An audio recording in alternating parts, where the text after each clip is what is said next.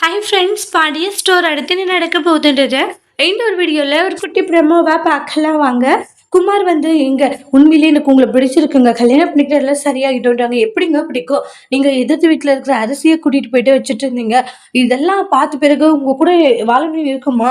என் அம்மா ஏதோ பணத்துக்கு ஆசைப்பட்டுட்டு இந்த மாதிரி சில விஷயங்களை பண்ணிட்டு இருக்காங்க. ஆனால் அவங்க பண்ணிட்டு இருக்கிறது எனக்கே சுத்தமாக வந்து விருப்பமே இல்லை. ஆனால் நீங்கள் என்னடனா என் அம்மா சொல்றாங்கிறதுக்காக என்ன கல்யாணம் பண்ணி ஆசைப்படுறீங்க?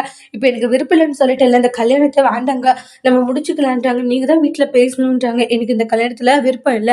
என்னுடைய ஆசை நல்லா படிச்சு, என் குடும்பத்த நல்லா கரை சேர்க்கணுன்றது மட்டும் தான். ஆனா இந்த கல்யாணத்துல இன்ட்ரெஸ்ட் இல்லன்ட்டு நெறைய விஷயங்கள சொல்லிட்டு இருக்காங்க.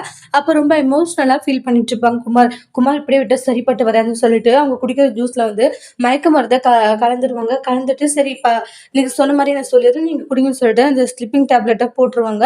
போட்டதுமே பார்த்தீங்கன்னா, குடிச்சிட்டு ஃபுல்லா அவங்களுக்கு ஒரு மாரி டயர்ட் ஆயிட்டு படுத்துருவாங்க ஒரு ரூம்ல.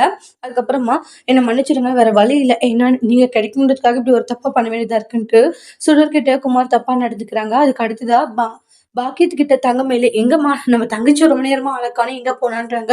நானும் ஃபோன் போட்டுக்கிட்டு இருக்கேன், காணோம்டின்றாங்க. அம்மா என்னம்மா இவ்ளோ நேரம் காணோம்னு சொல்லிட்டு இருக்க, தெரியலடின்னுவாங்க.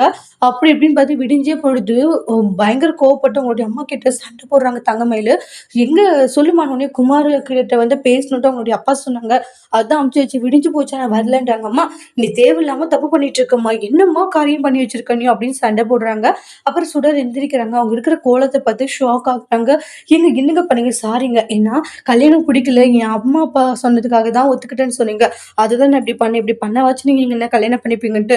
ஏங்க நான் உண்மையிலே நல்ல பையன், உங்களை நல்லா பார்த்துப்பேங்க. நான் ஃபர்ஸ்ட் இருந்த குமாரெல்லாம் இப்படி இல்லைங்க.